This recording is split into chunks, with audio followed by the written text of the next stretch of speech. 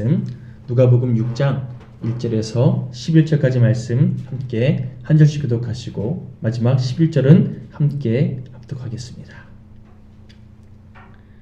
누가복음 6장 1절에서 11절 1절입니다. 안식일에 예수께서 밀밭 사이로 지나가실새 제자들이 이삭을 잘라 손으로 비비어 먹으니 어떤 바리새인들이 말하되 어찌하여 안식일에 하지 못할 일을 하느냐. 예수께서 대답하여 이르시되 다윗이 자기 및 자기와 함께한 자들이 시장할 때에 한 일을 잃지 못하였느냐. 그가 하나님의 전에 들어가서 다만 제사장 외에는 먹어서는 안 되는 진설병을 먹고 함께한 자들에게도 주지 아니하였느냐. 또 이르시되 인자는 안식일의 주인이니라 하시더라. 또 다른 안식일에 예수께서 회당에 들어가사 가르치실새 거기 오른손 마른 사람이 있는지라. 서기관과 바리새인들이 예수를 고발할 증거를 찾고자 하여 안식일에 병을 고치시는가 엿보니 예수께서 그들의 생각을 아시고 손 마른 사람에게 이르시되 일어나 한가운데 서라 하시니 그가 일어나 서거늘 예수께서 그들에게 이르시되 내가 너희에게 묻노니 안식일에 선을 행하는 것과 악을 행하는 것 생명을 구하는 것과 죽이는 것 어느 것이 옳으냐 하시며 무리를 돌아보시고 그 사람에게 이르시되 내 손을 내밀라 하시니 그가 그리하매 그 손이 회복된지라. 11절입니다. 그들은 노기가 가득하여 예수를 어떻게 할까 하고 서로 의논하니라. 아멘. 전통 참 좋은 겁니다. 우리가 살아감에 있어서 우리 어떤 기준이 되어지고 또 예전에 있었던 좋은 것들을 계속해서 이어가는 가운데 우리 삶의 어떤 더 풍요로움을 우리에게 허락하는 어떤 기준이 되기 때문입니다. 그런데 여러분 전통을 너무 고집하다 보면요 때때로 새로워져야 할 때 새로워지지 못하고 잘못된 기준을 계속 들이밀면서 사람들을 오히려 억압하고 짓누르는 그런 경우들이 생깁니다. 예전에 제가 사역했던 교회, 그 지방 교회 가운데요, 교회가 사람들이 많아지니까 식당을 좀 수선하고 사실 리모델링 해야 되는 그런 상황이 생겼어요. 그런데 그 교회에 뭐랄까요, 좀 힘이 있으신 장로님 몇 분이 성전을 어떻게 하보냐고. 성전에 어떻게 해? 이 귀한 성전을 어떻게 함부로 그렇게 막 허물 생각하냐고 하면서 식당을 리모델링하는 걸 못하게 막으시는 거예요. 참 아이러니하지요? 성전을 허물지 말라 이런 말도 없거니와 만약에 허문다면 그 이유와 어떤 목적이 하나님 뜻에 합당하면 얼마든지 하나님께서는 허락하시잖아요. 그런데 어떻게 하나님의 성전을 허무냐 하면서 말 들어보면 그럴듯하잖아요.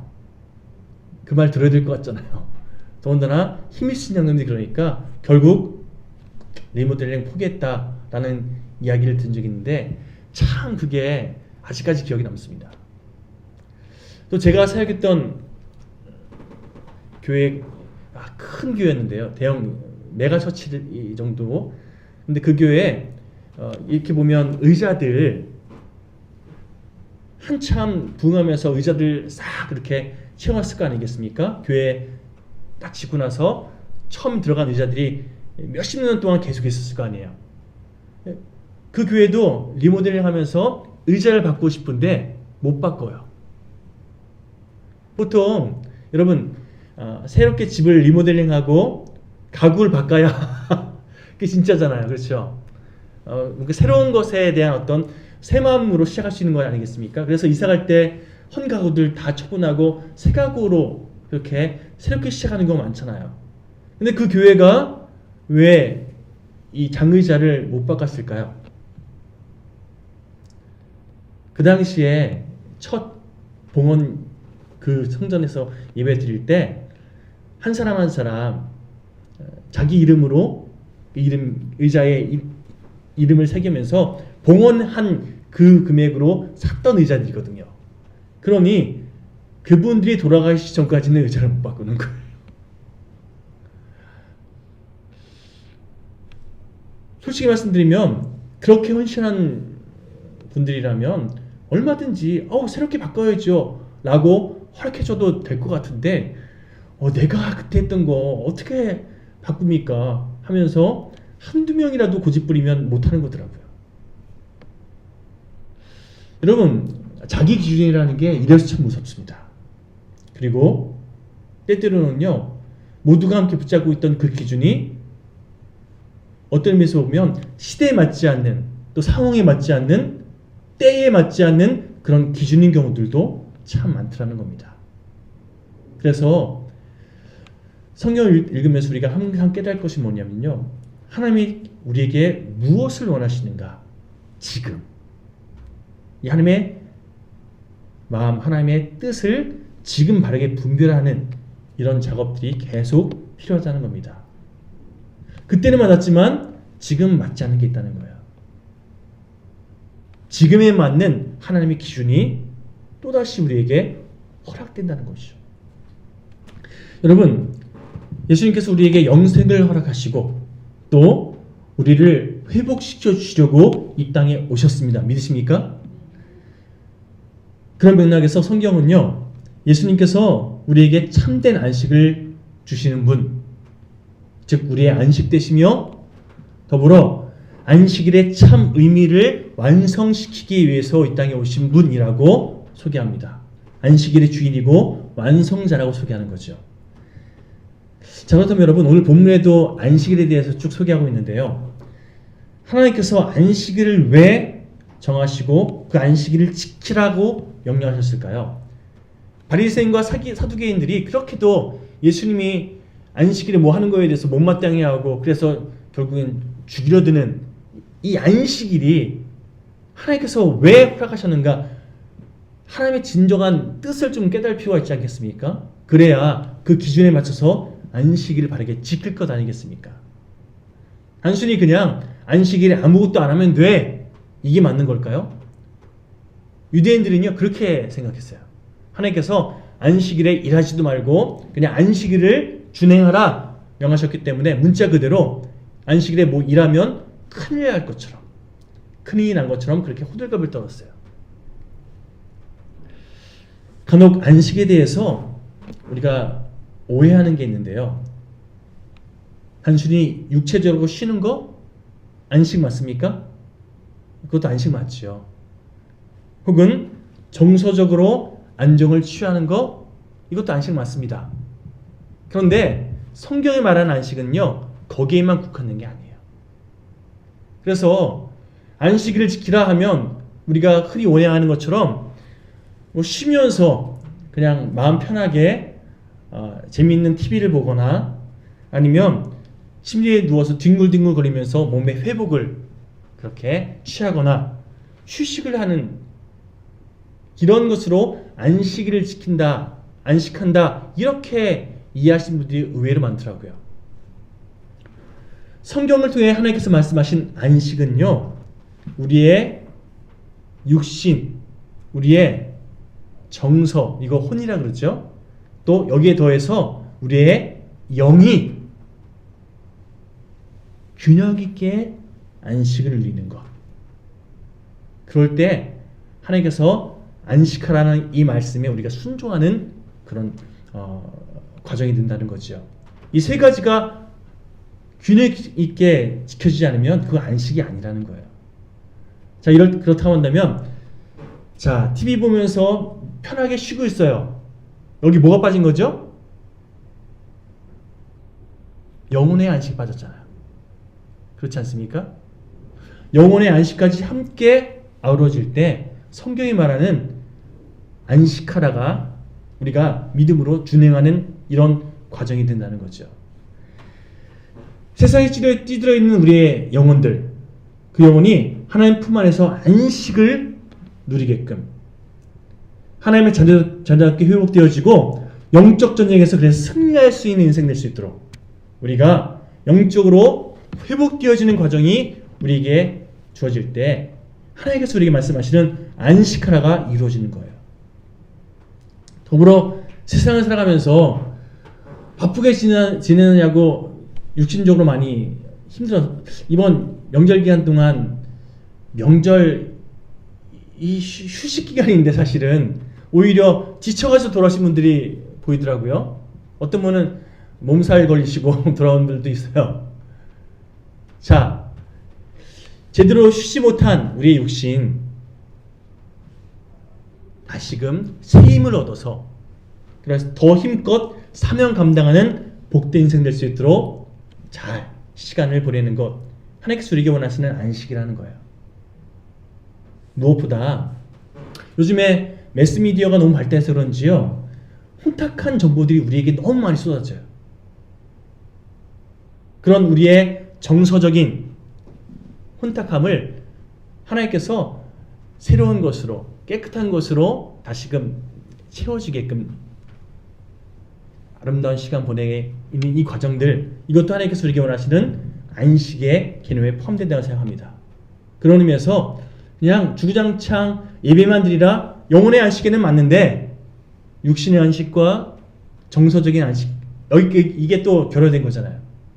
하나님께서 우리에게 원하시는 진정한 안식은요, 이 세 가지가 함께 아우러진 안식이라는 겁니다.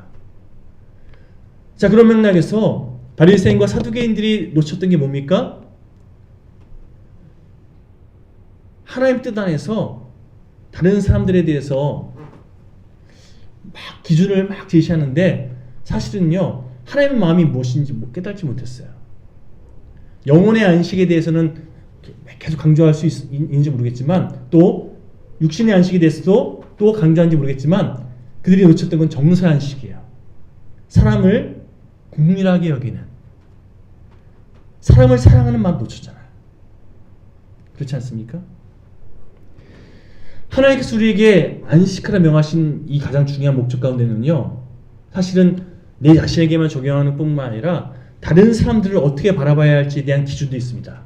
그래서 나만 바라보고 나만 중요하게 여겼던 우리 시선이 세상을 살아가면서 온통 나한테만 집중되어 있던 우리의 시선이 하나님께 먼저 고정되어지고, 그래서 하나님의 시선으로 다른 사람을 바라볼 수 있는 그런 시간들을 내가 보내는 이 과정들, 이게 안식을 지키라는 가장 중요한 핵심이에요.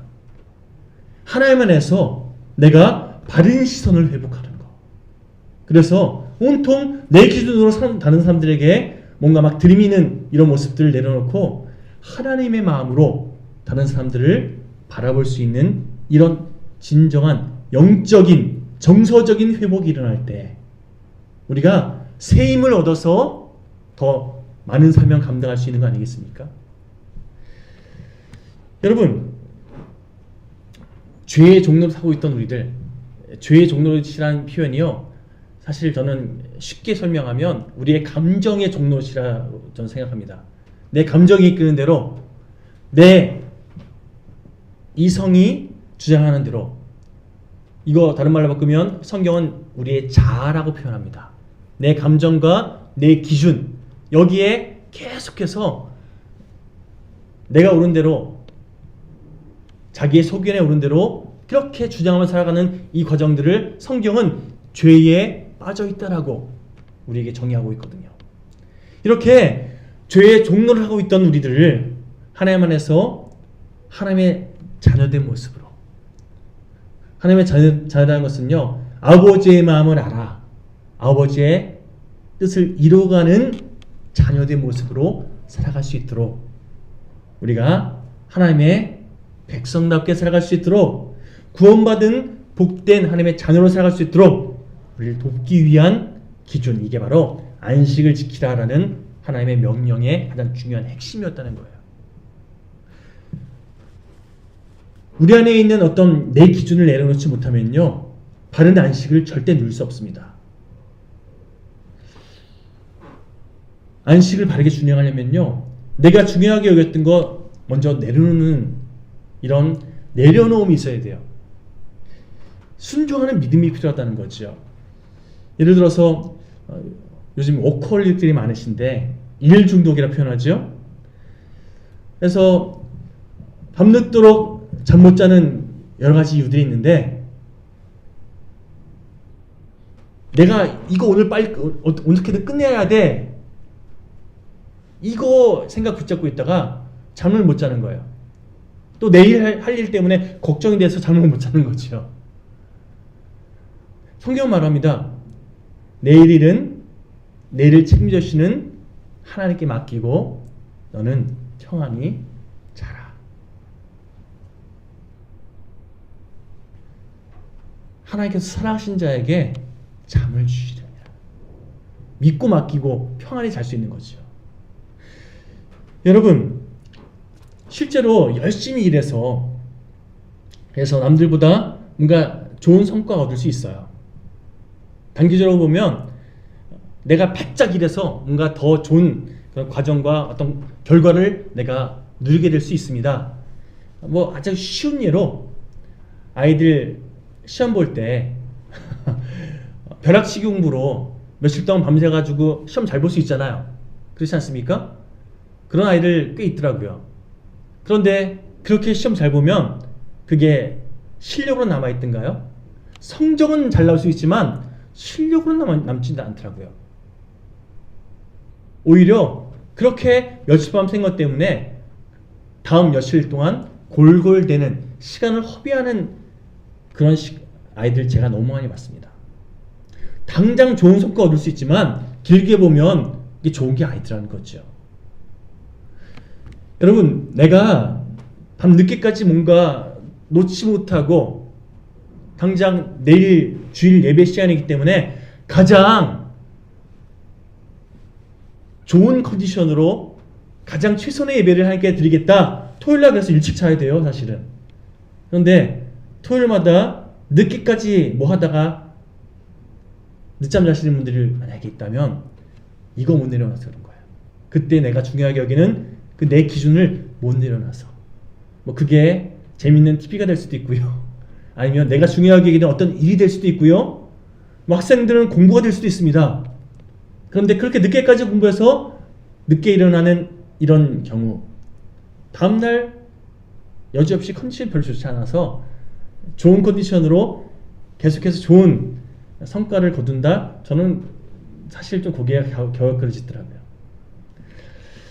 여러분, 하나님께서 안식일과 안식년을 지키라 명하시면서 엄밀히 말해서 우리에게 뭘 강조하시면요, 너가 중요하게 여기는 그 욕심, 너의 기준 좀 내려놓아라.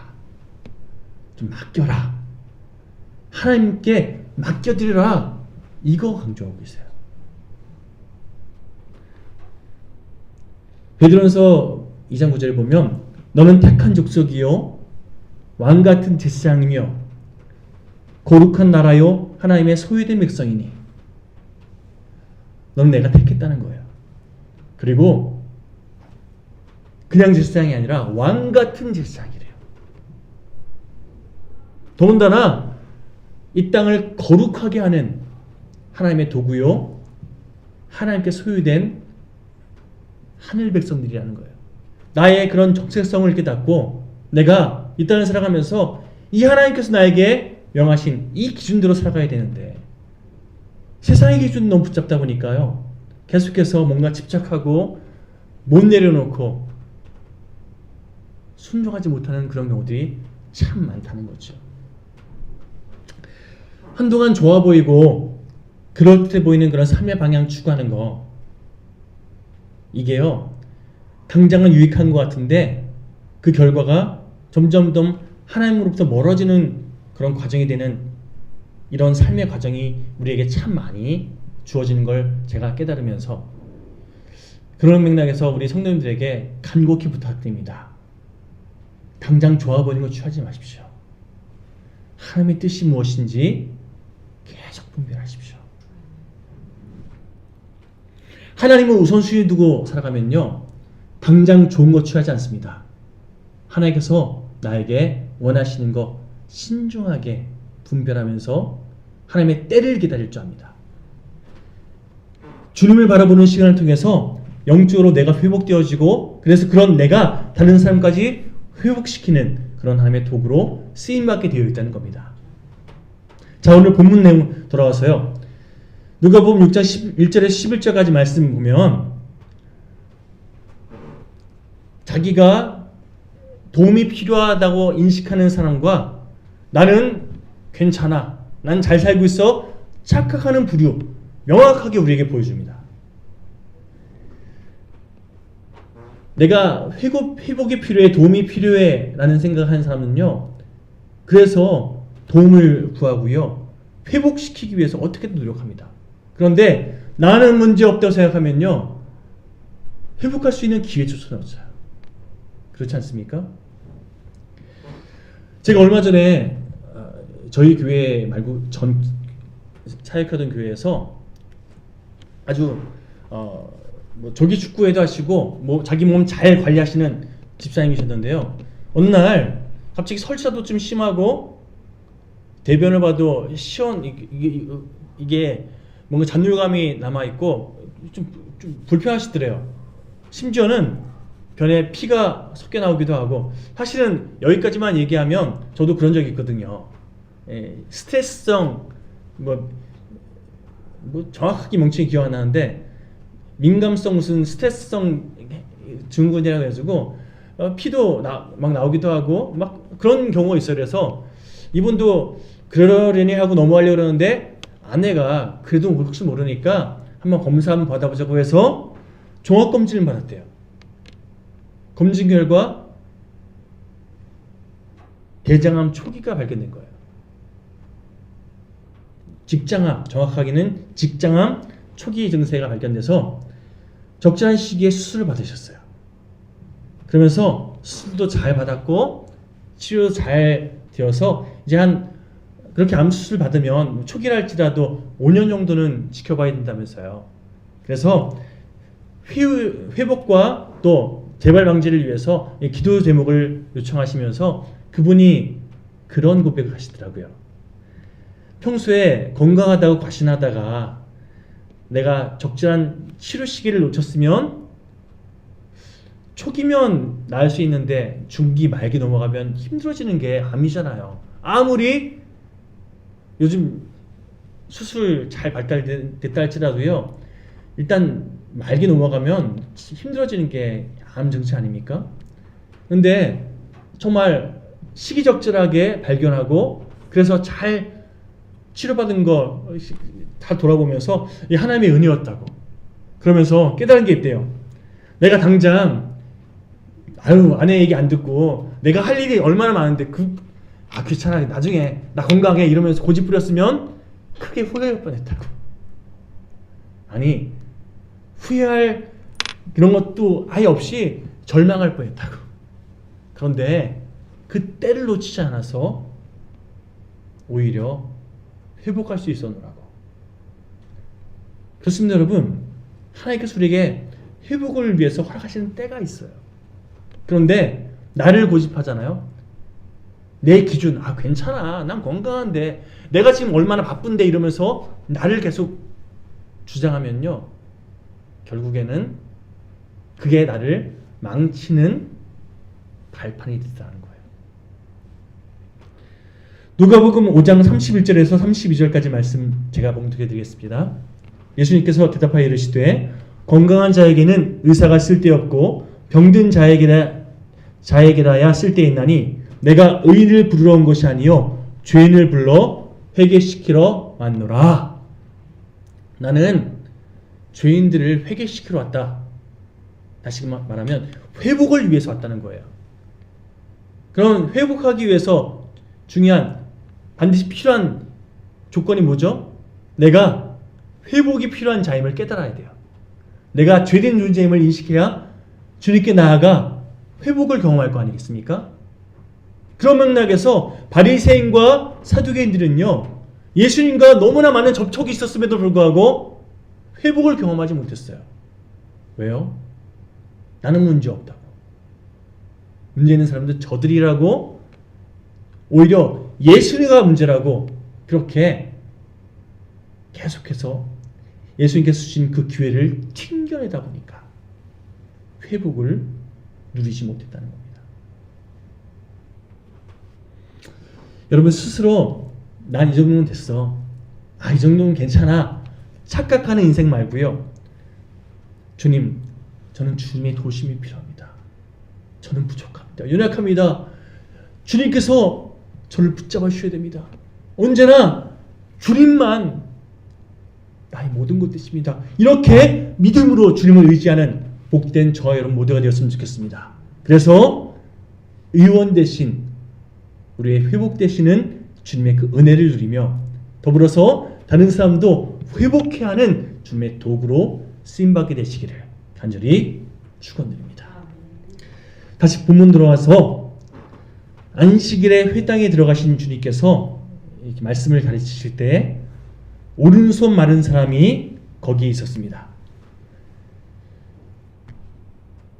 마태복음이나 마가복음에 보면요, 그냥 한 손 마른 사람이라고 소개하는데 누가복음에는 오른손 마른 사람이라고 콕 집어서 그 사람을 소개하고 있습니다.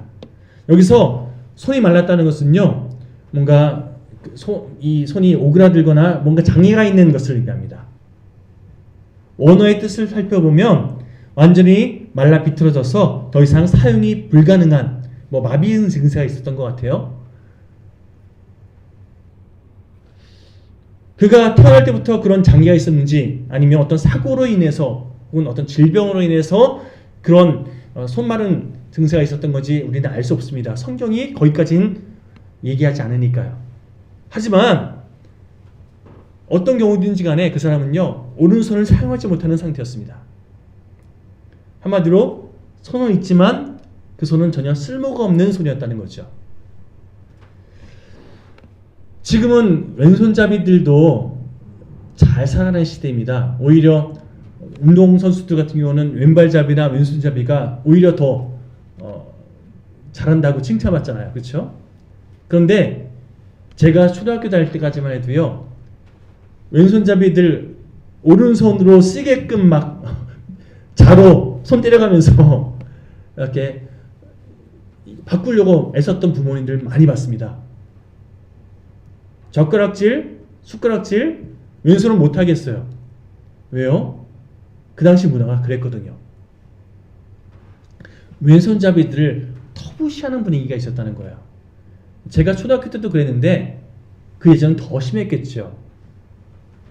사용되는 물건도 오른손잡이 중심으로 그렇게 제작되기 때문에 어쨌든 왼손잡이는 터부시되는 분위기는 기본적이고 살아가기 불편한 그런 존재였습니다. 예수님 당시에 이 유대 사회 역시 오른손 중심의 사회였습니다. 왼손잡이들을 터부시하는 분위기였습니다. 더군다나 그 당시에 유대인들은요, 장애가 있는 사람들에 대해서 뭔가 본인의 죄든 아니면 조상의 죄든 아무튼 죄의 대가로 그렇게 문제를 겪는 거다라는 인식이 있었어요. 그렇기 때문에 이 오른손 마른 사람, 오른손을 못 쓰는 건 결국 왼손 썼다는 거죠. 더군다나 장애가 있어요. 얼마나 다른 사람들이 편견 눈으로 바라봤겠습니까? 더군다나 얼마나 많은 정죄를 받으며 살았겠습니까? 아우, 불쌍해, 힘들겠네. 이게 아니라 죄가 있어서 그래 이러면서 막 그렇게 함부로 대하는 그런 분위기에 있지 않았겠습니까? 아마도 추가건데 유대인들의 종교적인 선입견과 더불어서 그 당시에 사회적 분위기 때문에 이 오른손 마른 사람은요, 심리적으로 정서적으로 엄청난 짓눌림을 경험하면서 더군다나 영적인 상처도 엄청나게 받으며 지냈을 겁니다. 근데 여러분, 그가 그런 아픔과 그런 상처가 있어서요, 결국 주님을 경험하는 그런 축복을 누리게 되었잖아요. 여러분, 내 아픔, 내 상처, 나의 어려움, 이거 다시금 시선을 전환해서 생각해보면요, 주님의 은혜를 경험하는 첫 단추가 됩니다. 주님을 누릴 수 있는, 주님을 더 의지할 수 있는, 주님의 은혜 안에 걸 수 있는 그런 발판이 되더라는 거예요. 여러분, 어떤 어려움이 찾아왔을 때 왜 나에게 이런 일이 생기지 막 너무 힘들어하지 마십시오.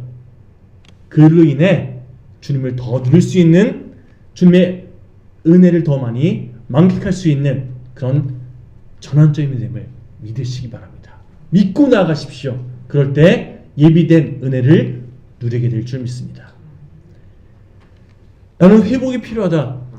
이걸 절감하고 있었기에 결국 주님께 내 문제 회복시켜달라고 나아갈 수 있게 되었고, 그래서 주님의 은혜 경험하잖아요.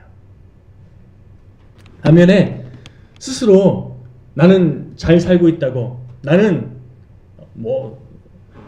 기도도 열심히 하고, 난 급식도 하고, 난 헌금도 잘하고, 이렇게 스스로 자기 자신에 대해서 문제없다 생각했던 서기관들, 바리새인들은요, 그 은혜의 자리, 그 회복의 자리에 함께하고 있었음에도 불구하고 계속 말씀드리지만 그들은요 오히려 주님을 대적했습니다.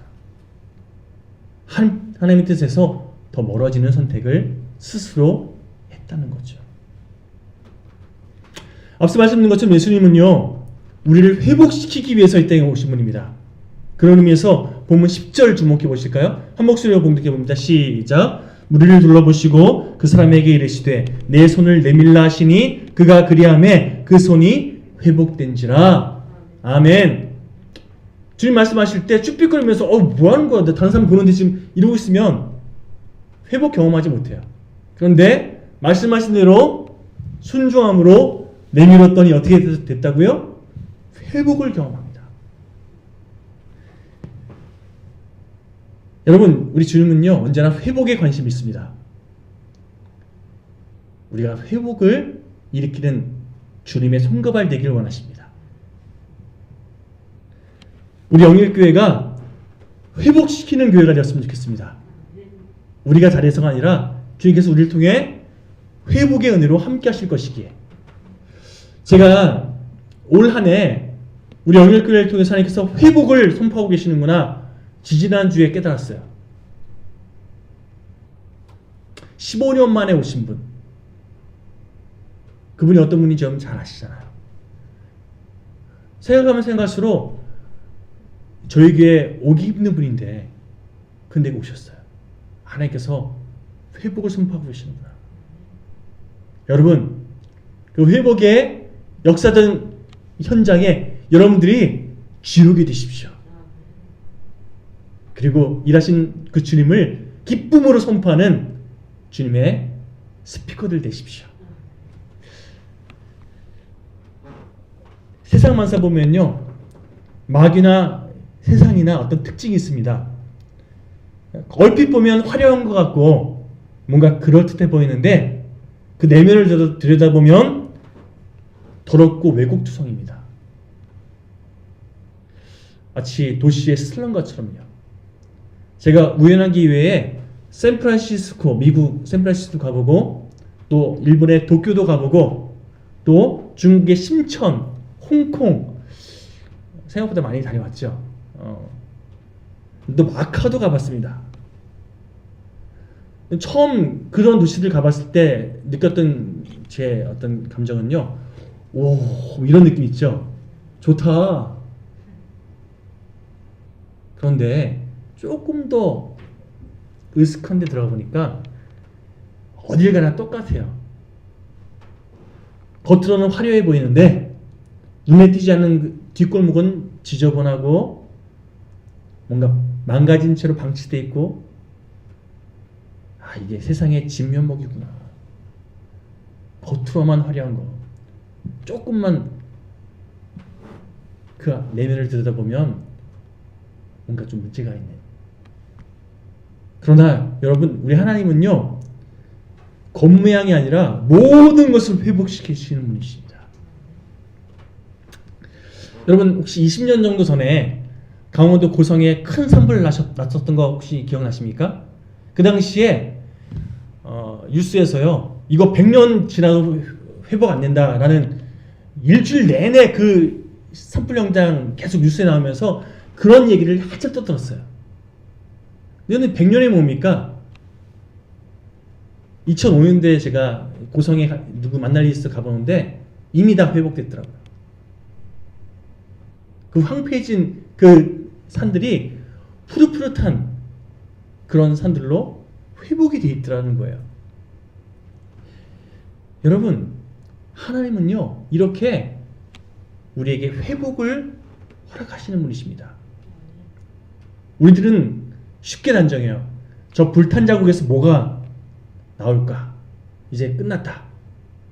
그러나 그 불탄 자리에서 새순이 돋고 새롭게 회복이 일어났더라니까요. 이 며칠 동안 제가 카페를 좀 비웠잖아요. 더군다나 이 며칠 동안이 올해 가장 추운 날이었어요. 그래도 카페에 기본적인 온도는 유지하고 다니니까 괜찮겠거니 하고 가봤는데, 오늘 제가 카페에 키우는 어항에 물고기 한 마리 있잖아요. 제가 키우는 게 아니라 사실은 저희 둘째 딸이 저에게 이렇게 양육을 위임한 꼭 아이들이 키우면 부모가 책임져야 되는 이 안타까운 현실 속에서, 그러나 제가 얼마나 애틋하게 키우는 그 물고기인데 와보니까요, 바닥에서 이렇게 완전히 죽어 있어요. 그래서 너무 속상한 마음에 한동안 지켜보다가, 그래 죽었으니까 처리해야 되잖아요. 그래서 물을 다 비우고, 그러고 나서 일단은 물을 비우면서 그 싱크대 그 물바지 있잖아요. 그 거름통 거기에 물고기에 떨어졌어요. 그리고 한참 그 수돗물을 받아가지고 거기 안에 있는 것들, 하여튼 뭐 정말 다행인 게 제가 퐁퐁으로 씻지 않았어요. 물로 씻었어요. 그냥 한참 씻고 있는데 죽었던 애가 그렇게 한 5분 정도 씻었는데 갑자기 푸득푸득 조금씩 움직이는 거예요. 제가 서둘러 놀래가지고 다시 물을 받고, 다행히 제가 원래 수돗물 받아서 넣어주면 애들 죽잖아요. 다행히 가기 전에 받아오는 물이 있더라고요. 그래서 그거 급하게 채워놓고 나서 그 싱크대에 거기서 포득포득 있는 거 걔를 이렇게 다시 넣고 이렇게 지켜봤어요. 다시 근데 스스스 이렇게 밑으로 내려가더라고요. 그리고 좀 추워서 그러나 싶어서 히터 쪽에 갖다 놓고 1시간 동안 계속 지켜봤는데요, 살았어요. 이따 내려가 보시면 활발하게 움직이는 그 물고기를 보실 수 있습니다. 생명이라는 게 이렇게 죽고 금방 끝날 것 같은데 다시 살아나는구나. 우리가 쉽게 단정해서, 제가 아무 생각 없이 죽었구나 단정해서 그냥 함부로 처리했으면 걔가 다시 움직이는 못 봤을 거 아니에요. 생명은 이런 건데 주님께서 우리로 하여금 끝까지 지켜보라고 하시는 이유가 있구나. 오늘 또 하나 배웠습니다. 여러분, 하나님 안에서 우리에게 맡겨주신 영혼들 함부로 평가하고 함부로 판단하고 함부로 내치지 않았으면 좋겠습니다. 오히려 살아날 수 있도록 살리는 주님의 도구가 되어 우리 영일교회가 회복케 하는 복된 교회로 쓰임받았으면 좋겠습니다.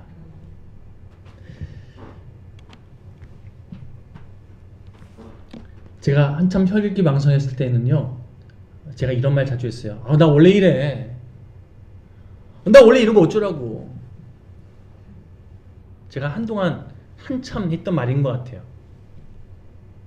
또 어떤 때는요, 아주 쿨한 척 하면서 난 금방 기분 풀려. 지금 봐, 괜찮잖아. 이렇게 행동할 때 참 많았습니다. 근데 여러분, 하나님께서 오늘 깨닫게 하시더라고요. 나는 원래 이래 라는 이 말은 엄밀히 말해서 나는 이러니까 변하지 않겠어 라고 스스로 고집하는 말이라는 거. 그렇죠. 나는 쿨해. 지금 풀렸잖아. 이 말은요, 다른 사람에게 온갖 상처 다 주고 나서 지금 나 괜찮으니까 다 괜찮은 거 아니야? 라고 스스로를 합리화시키면서 다른 사람에게 미안하다고 얘기할 수 있는 기회를 스스로 후룩 말아버리고 마는,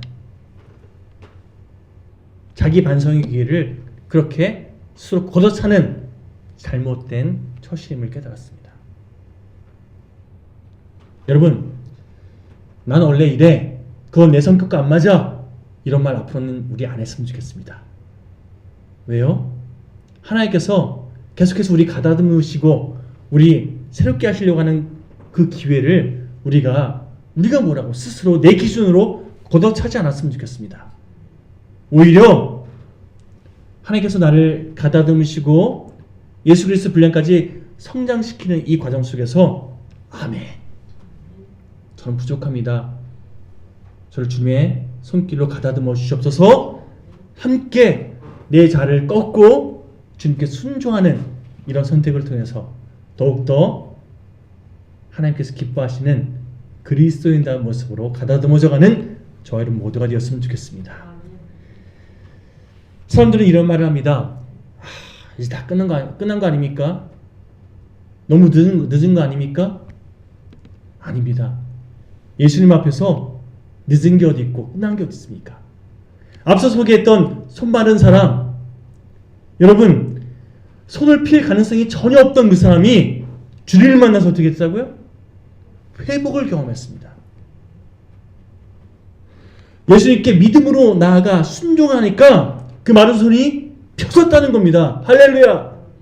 하나님께서 우리에게 이런 은혜의 기회들을 계속해서 예비해 두고 계십니다. 마른 손을 펴시는 그 주님, 절망도 희망으로 바꾸시는 그 주님, 그 주님을 의지하여 매 순간 믿음으로 주님께서 하시는 그 은혜를 누리며 이 땅 가운데 하나님의 살아계심을 우리 삶을 통해 증거하는 우리 영일교회 모든 성도들 되시기를 마지막으로 다시 한번 주님의 이름으로 축원드립니다. 우리 찬송가 43장. 자, 제가 안식에 대해서 쭉 설명드리니까 이 찬양의 가사가 좀 다르게 다가오시죠? 43장 함께 고백하시고 말씀을 되새기시면서 함께 기도하고 각자의 삶의 자리로 돌아가시기 바랍니다. 43장입니다.